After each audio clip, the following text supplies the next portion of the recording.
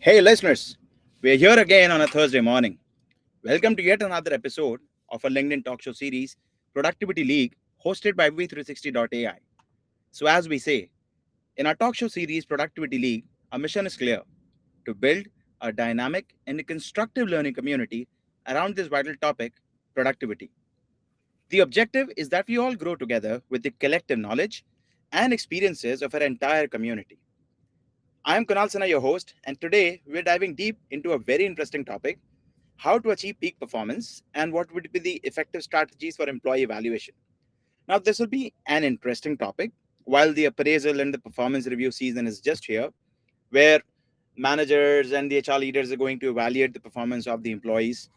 So, in the ever evolving landscape of modern workspaces, these performance reviews stand as a very important moment for not just employees but also for the employers alike. And they're not just routine assessments or evaluation processes. In fact, they're opportunities for growth, development, and mutual understanding amongst the managers, leadership, and the employees and the team. So, we are here to explore how we can actually utilize some effective strategies for employee evaluation. And today, we have some amazing guests with us who bring a wealth of experience around building, managing, and evaluating teams across different industries. So, not taking much time, let me quickly introduce you to the amazing speaker for today's event. In this episode, I'm privileged to host four amazing people: Shweta, Padmini, Anish, and Indra. I will quickly introduce all the speakers and then I will hand over the mic to them for taking us through their journey and detailed introduction. Starting with Shweta, she is an HR leader focused on creating diverse and inclusive workplaces, and she is skilled in strategic HR, HR leadership, and HR consulting. She is currently serving as the head of HR at Webville Technology. Welcome, Shweta. Our second guest, Padmini, is a strategic HR leader and HRBP and talent acquisition expert. She's currently serving as a director at Unigage. Welcome, Padmini, to the show. Our third guest, Anish, is an HR professional with expertise in HR and business landscape, and he's currently serving as the head of HR at Athene Management and Engineering Services LLP. We are glad to have you, Anish. And our final speaker, Indra, she's currently serving as Director of HR at Scoopin. She has also been the founder and CEO at Meraki, and she's a recruitment consultant and a freelance corporate trainer over leadership and business communication. So, welcome all the amazing guests to our today's event. We're privileged to have you in our show today.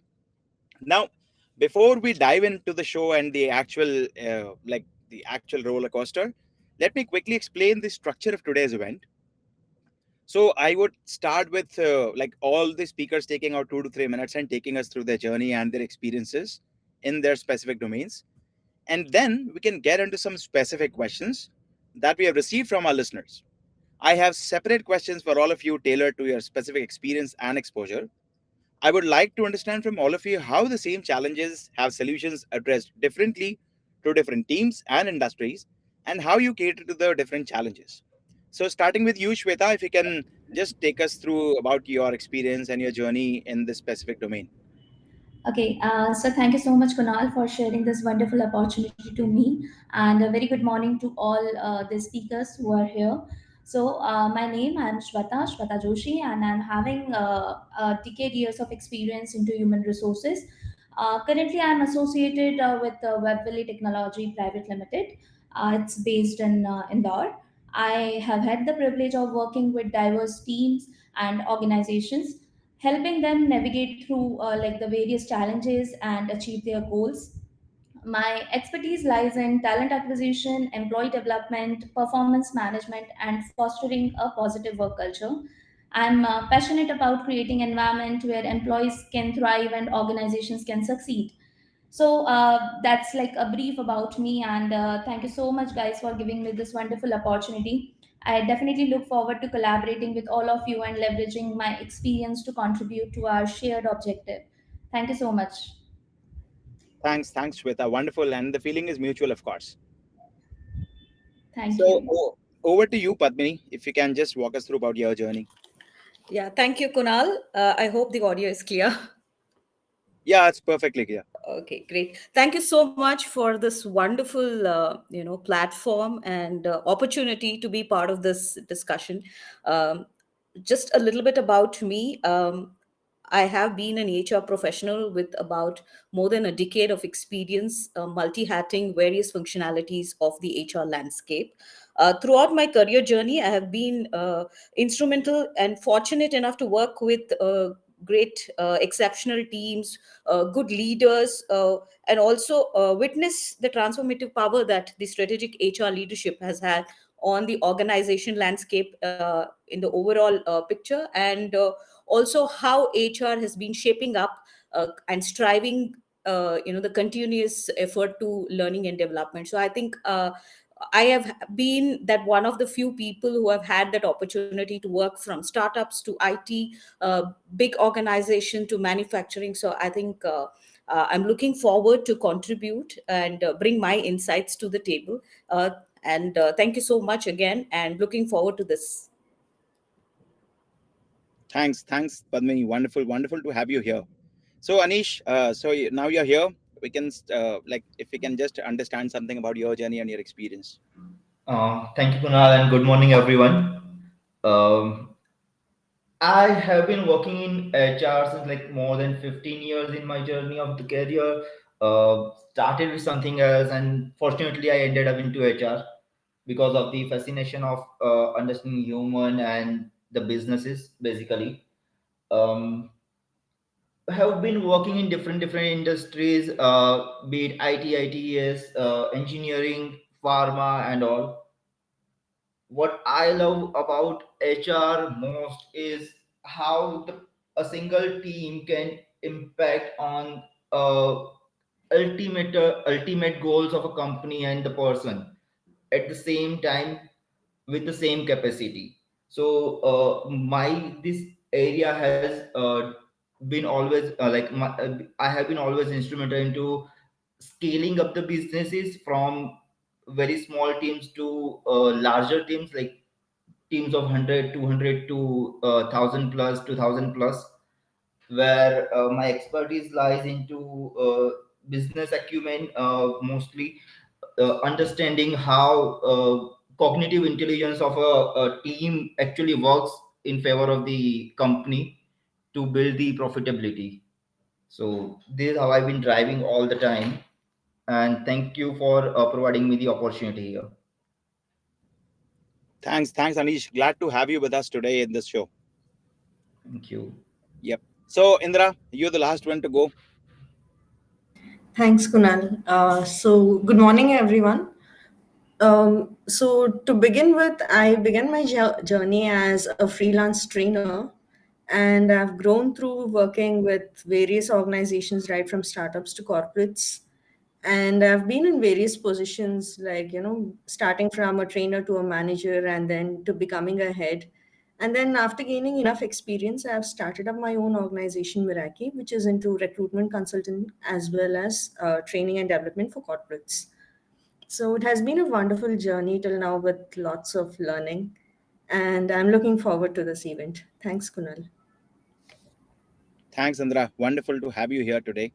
So now, since we know a lot more about all the speakers out here and all the experts out here, so now we can get into some specific questions that we have received from our listeners and our community members.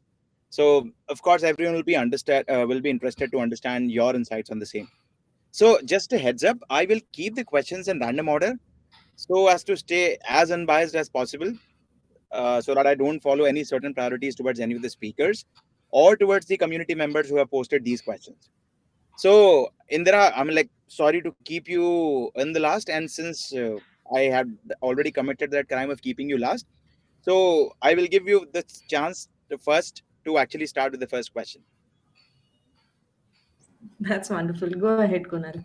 Yeah, thanks.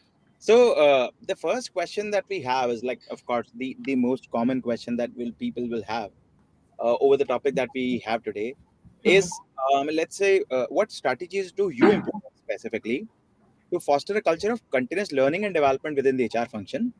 And most importantly, how do you feel that this contribute to the overall employee growth? Okay. So this is absolutely a very important question, which, every HR should understand. So it starts with, when it comes to continuous learning and development, it begins with understanding the TNA and the TNI, that is the training need analysis and the training need identification. So it's very important to identify at the organization level on what are the training needs, and then analyze on who needs to develop on which areas. So assessing the individual development needs and identifying the employees' aspirations, and based on that we will have to develop an L&D program, a learning path. So the learning path begins with utilizing the skill assessments which we can provide to the employees, through which we can learn on what are the skill sets which the employees already have and where they need to work on to reach the goals. So once we understand the training need analysis, and once we have done the assessments of where the employees stand, the next step, of course, would be creating a proper learning path. And I think this is the most important point. It should be done in the most innovative way so that employees feel involved and also interested in doing these. So, to do this, I think we should start implementing various methods like bite sized learning, cross training, workshops, outbound training programs, and capstone projects, something different which will keep the employees involved. And also, I think we should involve rewards and recognitions for every learning program which the employees complete. So this will keep them motivated and help them have a continuous L&D environment. So we should also include these certifications as a part of the performance metrics, which will again encourage the employees to take up certifications and be serious about these certifications. And a clear learning goal should be set for these certifications, which actually suits the employees. So once they start undergoing these certifications, they should also be, evaluated through assessments and, unbiased, effective assessments. So we should also provide feedback to the employees once these assessments are over. And the feedback should again be, put in a proper way so that the employees understand where they were, where they need to reach, and how much they have completed in their learning journey, so that they can, continuously keep learning and growing with the organization. Bang on target, Indra. Yes, I'm like, and rewarding the employees for the training and L&D programs is, yes, something very exciting. I've never thought of this specific thing so seriously, but yes, Absolutely. And it should be seriously included in the performance metrics so that, people feel that, there is a need to learn and grow along with the organization. definitely, definitely. That's a very very valid point. So, continuing in the same discussion. So, Anish, coming to you. Uh, so, I'm like reflecting on your career journey and like so far, whatever you have actually be like learned and experienced so far in your journey. How have your experiences shaped your understanding of this effective employee evaluation practices? So let me tell you that my experiences of effective employee evaluations are more about uh, having a human approach with the data-driven forces. Basically, data agility, where we empower everything with the data. Uh, is more about accuracy that it gives and clarity that it gives to the business landscape, having a clear understanding how the people are going to perform. So basically, what I believe is if you have historical data with you and you merge the data with the real-time data, that gives you predictions of the capabilities for the future result that you can get from the workforce that you have. This is the basic understanding, but to understand it more in detail, we have to understand what are the digital agilities of it. Data is being mentioned as a new goal in the current market. So all the employee evaluations are now being data driven and agile. Because of this, what happens is actually this evaluations becomes performance or focus based, and the continuous improvement process happens. So this is the basic understanding that I have about the employee evaluation in my career. Great, great, Anish. Yes, so that's really really insightful, and of course. that shares the perspective that you have seen so far in your journey. So, Padmini, coming back to you, and so can you share some specific examples from your specific journey where you have seen any specific employee evaluation techniques or methodologies that have been particularly effective in driving peak performance? So, Kunal, I think throughout my journey, now again, when we talk about employee evaluation, you'll need to understand that every industry, every business strategy, and the organization goals come into picture on what kind of evaluation you would, instrumentalize there, right? I'll just quote a couple of examples. So, one was, strength profiling that we use very widely, especially in the sales and the manufacturing kind of a setup, where you are assessed based on your strength. The focus is mostly on the strengths and not the weakness. Again, this is again bifurcated into your realized strengths, and what are your unrealized strengths, which are the areas where you need to focus more on, and what are your learned behaviors over the period. And this gives you insights into kind of being assessed on these parameters, and how you can continuously learn, evolve as an individual, and contribute to the overall organization goals. So this has been one of the ones, and the other ones, like I think Anish and Indra were quoting, the skill assessments, which is very popular in the software sector, where we use, as we are going through a lot of transformation within the IT and the generative AI. I think these skill tests, the skill assessments come into picture every now and then, to assess what you bring to the table, what is your shortcomings, and how you kind of move on from there. And then again, you have the traditional assessment center. So I would say, while we have the frameworks present, it all depends on where you're going to be using these instruments to kind of benefit the organization in terms of translating the overall objective. Yeah, so I think these are some of the examples. Sure, sure. Thanks, Padmini. So you mentioned it very a very valid point is like aligning the goals of the employees or the individual specific members with the organization goals. So, Shweta, I will actually continue this conversation from the same point that Padmini just mentioned. So, I would like to understand your experience. So, what measures do you feel or like have you taken to ensure the employee evaluations align with the company's strategic goals and objectives? Yes, definitely. I mean, Kunal, this is very, very important topic which every HR needs to highlight here, and every listener should understand, because I really feel that the evaluation procedure needs to be very fair, needs to be very accurate and transparent.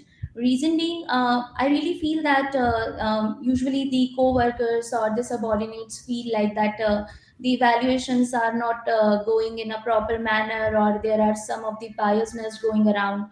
So I personally feel that there should be always a proper methodology of following all these practices. First of all, every person or the head of the department needs to set the proper goal of that particular profile, and accordingly, I think it's not only about to setting the goals, it's moreover about to share the ideas and the expectations, what you actually looking forward. Then once you set this all parameters, definitely there would be some of the cases where people need learning and training and development also. So I think setting goal is not only the thing. To set expectation is one of the first factor, but after that there would be a weekly check-ins, or the monthly or the bi-weekly check-ins should be there, then the evaluations, then the reviewable processes. Plus, the most importantly, as Indira discussed, that the recognitions plays very, very vital role. So I personally feel that if someone is doing well or performing well, so there should be a proper method of providing recognitions to that person. Through this, definitely the employees get motivated, and they'll give their 200% for the productivity and for the organization success. So I think that method is very, very important here.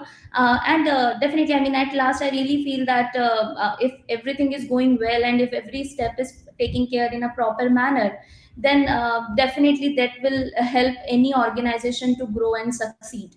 So I think these all method needs to keep in our processes, and every HR needs to follow the same, as well as it should be well communicated to all the co-workers too, so that there will be no gaps in any kind of expectations. Sure, perfect, Shweta. So that's really insightful and a very actionable strategy that you just shared. So I'm like discussing the same thing and like taking the discussion ahead. So Anish, I will come back to you on this. When we talk about the evaluation, then there are two very important factors which generally most of the people, most of the employees will complain about, is that my evaluation was unfair, or like I have been evaluated not in a fair way, or like how the objectivity should be maintained, that why we are exactly doing this evaluation. So what kind of methodologies do you employ to ensure this fairness and objectivity in the employee evaluations? Okay. So, Kunal, what happens generally that even after setting up the expectation and clear goals, there is always a smart goal that we need to set up. A smart goal we all know, which are like specific, measurable, achievable, relevant, and time bound. While we are doing that, we are setting the expectation clear to the candidate, employee, that okay, these are the things, and this is how the things are to be achieved. But while we are doing evaluation, the approach is not is very correct, that the fairness is missing. For the evaluation method, whatever the evaluation method you choose, whether it's a self-assessment, peer reviews, or 180-degree, whatever it is, but till the time the handshake of manager has not been done in the rating, understanding the rating method, and how each manager should rate their team member. So till then this is not done, every manager will try to rate their favorites in their own manner or with their own perceptions. To eradicate this perception, human perception, we have to have a collaborative meetings with the team managers who are going to be rate, who are going to rate the team members. Now we explain them how they have to rate on competencies, how they have to rate on skills and everything. This should be focused on the result and not the behaviorals or observations that they have. This should be more focus on the deliverables and what are the expectations. After that, to translate this to the team, we need to have the continuous feedback uh, happening all the time with the team member from their reviewer. So that sets the expectation for reviewer or the team, for the team member also straight, that okay, these are the things I am being rated like this, and then if I am being rated, what are the next path or next goal that I have to achieve.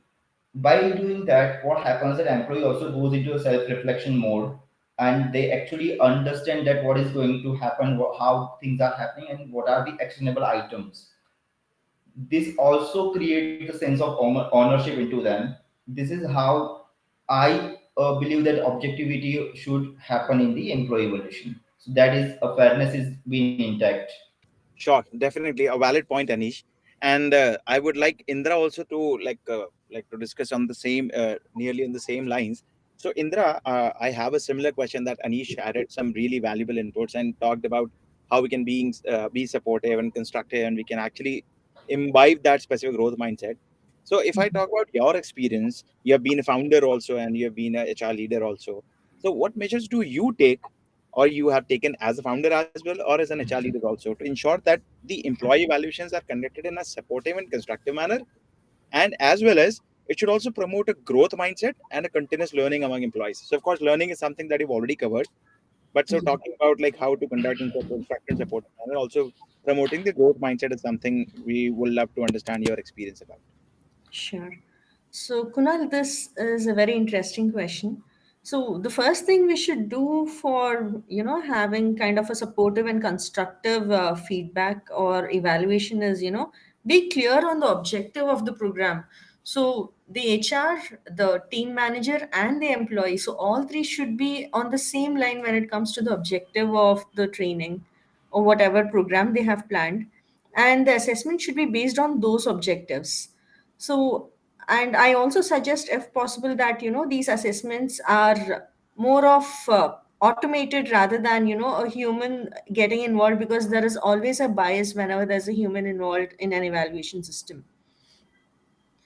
And also, one more point which we can do regarding the evaluation is have more than one evaluation method. Like, instead of just having an evaluation method of the management or just the HR, we can have the employee self evaluation, and then a peer evaluation, and then the management evaluation, the HR evaluation, and, as well as the trainer who has conducted the program. If all of them can sit together and evaluate, the bias in the evaluation will reduce to a minimal level. And also, whenever there's a feedback or a result given to an employee about their evaluation, it should be more of a goal oriented feedback, where the focus is on the behavior and not the personality. So suppose you're looking out for a particular skill set, you must be focused on that skill set instead of focusing on, this person is generally like this, or any other kind of bias. And also, whenever I think we have an evaluation, it should always be on both the sides. Like, once we give our initial assessment score, we should also listen to the employee's point of view on, what they have taken and why they were not able to score well, or what happened with them. How, I mean, where they lost the focus, or why they couldn't understand what needs to be done. The best method to always give a feedback is, of course, a sandwich feedback method, where you start with a positive feedback and you include all the areas of improvement, and then you go ahead with, how they can improve. So of course this will involve, encouraging reflection from the employees end as well. So it should be more of a discussion rather than, telling that this is your score and this is what you need to do. It should be from both the sides, and we should plan as a team on the next steps on what need to happen once these evaluations are done. Sure, definitely, Indra. So, one very important point you mentioned that, like, generally, not just HR leaders, in fact, most of the leaders generally forget is uh, when we talk about human resource, when we talk about connecting with the employees, it's not just about some corporate jargons or professional processes. It's also about like understanding the human psychology and the human emotion. So, Absolutely. yeah, so that is also a very, very important point. So, Shweta, I'm like taking up from the same point which Indra just mentioned. So I would like to understand from you that, of course, when we talk about the human emotion and not just talking about the corporate jargons or professional processes, so your personal experiences also matter a lot and count a lot in your professional experiences. So if I talk about your journey, how have your personal experiences outside of the workplace shaped your perspective on the employee evaluation and the performance management? Okay, so I personally feel, Kunal, that as I think it's not only about to do the evaluation through all the processes or to set certain assessments and all. I think personally it's more about how well you create the culture, how foster you create a positive environment in your organization. Because see, I mean, if someone is satisfied in their journey, it's not only about work. I think it's more about how you value your team. So definitely it will reflect in their performances too. And when it comes to organization objective, definitely the evaluation matters a lot. But I really feel that it should be balanced. It should not only be a technical assessment or just providing a kind of I mean, a process to them where they have to follow A to Z everything. So process and performance matters, but I think the extracurricular activities, the connect with your team to help them to provide a kind of a culture where they just share their ideas, their opinions. So I think this platform is very, very important in any organization, where people and where co-worker can speak and talk or whatever they feel like. And I think in such case, managers plays very vital role, because if the department owners or the managers are rigid or strict toward the activities, then definitely the atmosphere somewhere affects, and people feel that no, there is no need to discuss or connect or share our ideas. So I really feel that it should be very open, it should be transparent, and definitely lots of thing comes when it comes to evaluation. So it's not only about the work, it's more about the culture, the environment, the training opportunities, the extracurricular activities, their performance revisions, their promotions. I think these all plays very important role if you are talking about the evaluation. So I think if all these things are there in an organization, then there will be no, I mean, no stop area for that particular company, because I think everyone chase the same thing, and I think every employee also chases the same or similar method. So I think the department owners or the reporting heads needs to understand the difference between these two things, and these two things are very important as per my personal experience. Sure, definitely. Yes, Shweta, of course. So HR's life are definitely tough. They actually have to cater and tackle all the emotions out there, like from right from the leadership to the employees. So Right. next question is around what exactly both of you spoke, like Indra, Shweta, and of course Anish also. But this is from the other side, and I'm pretty sure the community member who might have posted this particular question also happens to be an HR. So we understand and we discuss that, okay, fine, your employees and your teams are human at the end of the day, so treat them well and all the blah blah and everything. But then most people forget that HR is also a human at the end of the day, and he or she is not a superhuman or a superwoman, and they also have emotions. They also go through ups and downs in their life. So it's very difficult for an HR to actually keep up their emotions in place and then manage the emotions of your employer, the team members. So a next question is very much directed towards that. So Padmini, I would like to ask you that in across, like amidst all such kind of challenges and situations, what motivates you personally to actually continually strive for excellence in this function of employee evaluation and performance management? Yeah, thank you, Kunal. Very interesting question. To dive a little deeper, I think my motivation as a person is rooted in the impact and value that you bring for both employees and the organization at large. Right, and your satisfaction is derived from, you empower the employees, you make a difference. Now, how you leverage their strengths in order to achieve what your organization goals. So you become the neutral factor there, trying to bridge both these two ends. So that gives you a high to, perform better by the day. And also, I think the dynamic nature of today's HR also requires you to stay abreast with the changing technology, changing frameworks, understand what are the best practices that are prevalent in the industry, use those examples, tailor it to suit your organizational needs in terms of enabling, being that play the role of an enabler to help your employees achieve their personal goals, and also the team goals and the organization goals at large. I think so the enthusiasm is to, innovate and strive to learn and be part of this journey. So I think that motivates me each day to, come back to work and make that difference. Sure, definitely. But then again, it definitely is very close and near to a superhuman or a superhuman capabilities, because and that's why generally people don't understand. But being an HR is really really tough, Yeah. because cracking a code or like cracking a marketing strategy is sometimes easy. It is very difficult to actually handle emotions, and that too on both sides, for the team as well as for yourself. So great, amazing things you all are doing. So Indra, I mean, coming to you again, and then this is again one very important challenge that I will like this I'll put this in front of you in terms of this question. So yes, there are evaluation strategies. We can actually adopt certain kind of things, certain kind of policies. But then the major challenges arrive that the same kind of evaluation practices might work for a sales team, but might not work for a tech team. Or in the same team might work for a manager, but might not work for a mid manager or a lower level, like or a an executive level employee. So, how do you adapt these evaluation strategies to accommodate those diverse roles and responsibilities within an organization? So, Kunal, basically, this comes with four steps. The first one is, identifying individual level goals, which, finally align to the organization's goals.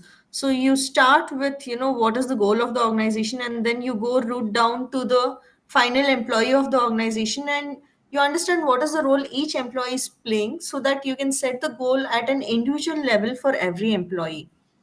And create a role specific competency framework, like what are the skill set, knowledge, and behavior required for each role.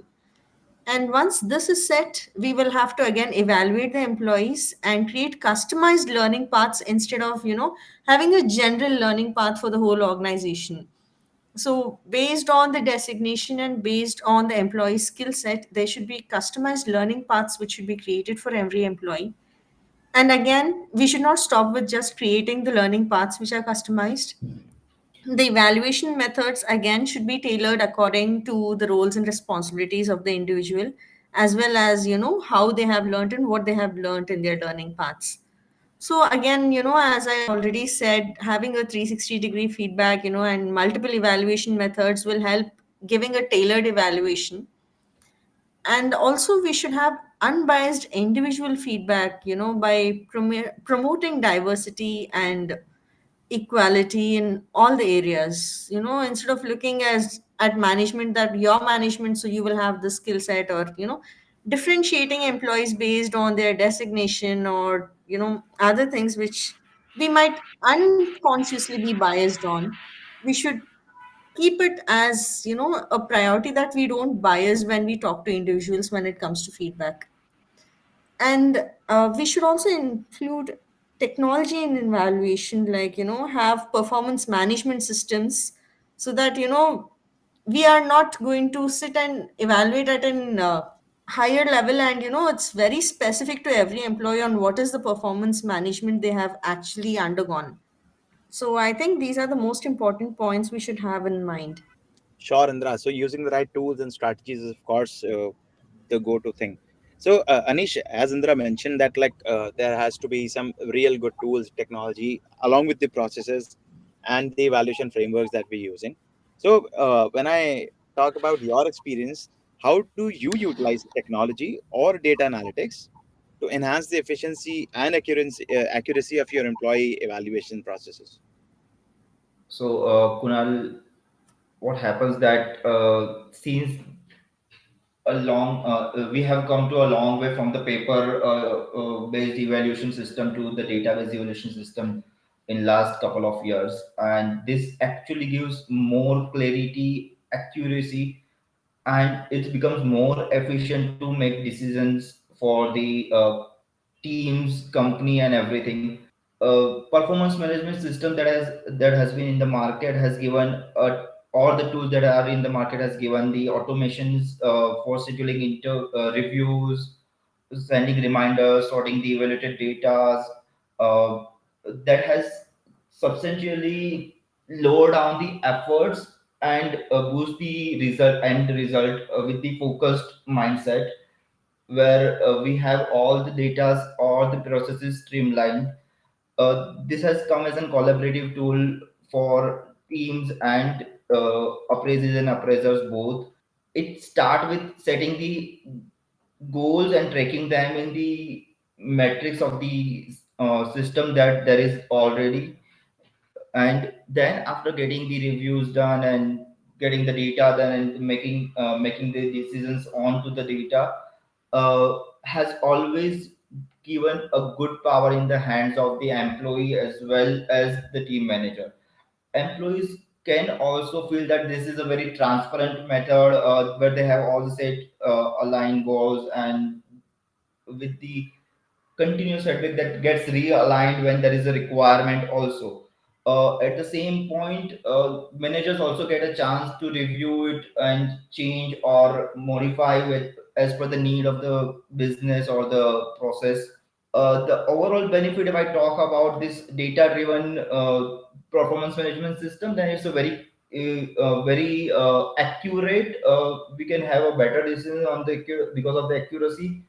It gives very transparent results, so everyone feels that okay, whether I am being evaluated or my manager is giving the rating is it has no biases, it has no need of normalization. It is in sync with what I feel and my manager thinks. So the ownership level goes up. Efficiency of employees goes higher because of this same reason, as well as the efficiency of the administrative burden also lessen down.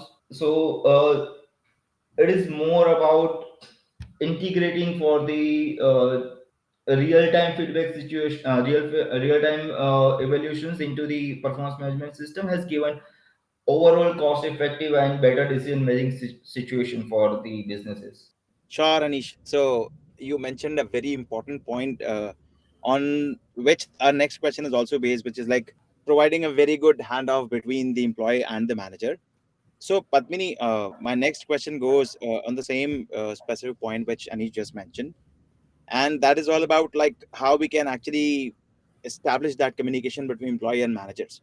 So how do you communicate this particular importance of employee evaluation to both employees and managers? And more importantly, how do you ensure that there's a buy-in and participation from all the stakeholders? It could be manager, employees, leadership, whatever. Yeah. So I think as HR folks, for us, it's very crucial that in order to have proper employee evaluation metrics to be aligned with the organization goals, you need to first align your understanding of your goals with your respective managers. Now, to ensure that need to, as an organization, you need to know where you're heading to, whether it is maximizing your revenue growth, or whether you're enhancing your customer satisfaction, or whatever is your goal. That has to be cascaded to the next level and align your next level manager. So go down, a downward approach, top down approach, where you kind of align your team managers, get the buy-in, see if there needs to be any course correct in aligning these goals to overall make an impact for the organization at whole, and also have a clear communication set. And this has to be a continuous process. When you say evaluation, if you are just doing it once a year and evaluating and handing over feedback, it doesn't serve the purpose. Anything that you want to make an impact within the organization has to be a continuous process. And as HR people, you need to facilitate these frameworks to be in place, to kind of collaborate, cross collaboration between the teams, between the people, have essential sessions happening so that everybody understands the big picture. A lot of times, we often negate the factor that everybody is working towards a goal, everybody is working towards achieving their KRAs and KPIs, but do not know where it actually rolls up to in the big picture. To get in that understanding of how their goals make an impact to the overall business will directly result in getting the buy-in from the team. What is it in for me? How is my work going to make an impact in the organization? How enabling this continuous feedback and reinforcing this high performance culture can drive you to towards the success, and negate the factors of misalignment and low performance, and the other problem areas. I think continuous evaluation, continuous communication is the key, and being transparent at various levels and driving this becomes the key factor to get in the buy-in from all the stakeholders. Sure, Padmini. So, I mean, like, aligning individual goals to the organizational success is something definitely very crucial, and probably because of that only that most of the teams are actually now switching from individual based KRAs to team based or the organizational based OKRs. So that's really a very valid point. So, Shweta, last question of the show, and it's coming to you now.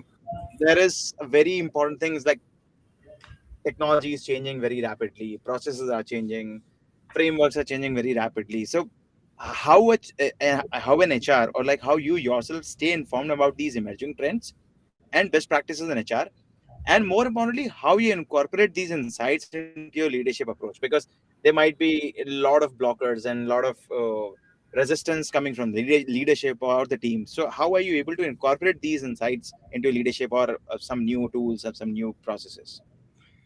Yes, Kunal, I think this is very, very important to understand because when it comes to just be with the latest trends or emerging trends. You always need to be on your toe, and you always need to learn.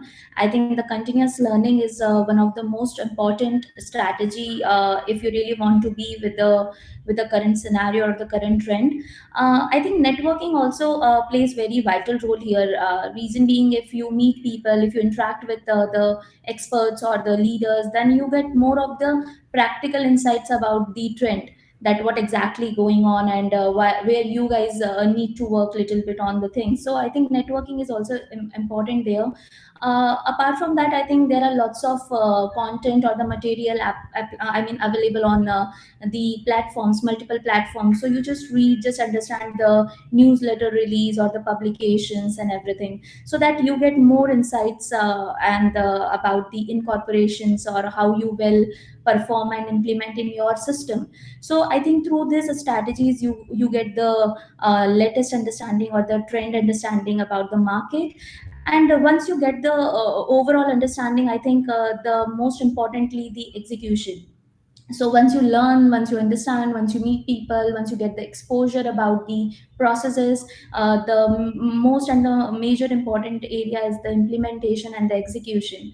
So accordingly, you need to discuss with your leaders, with your upcoming leaders or the core team members, that these are the plans and these we need to perform in a year or in a month or in a quarter.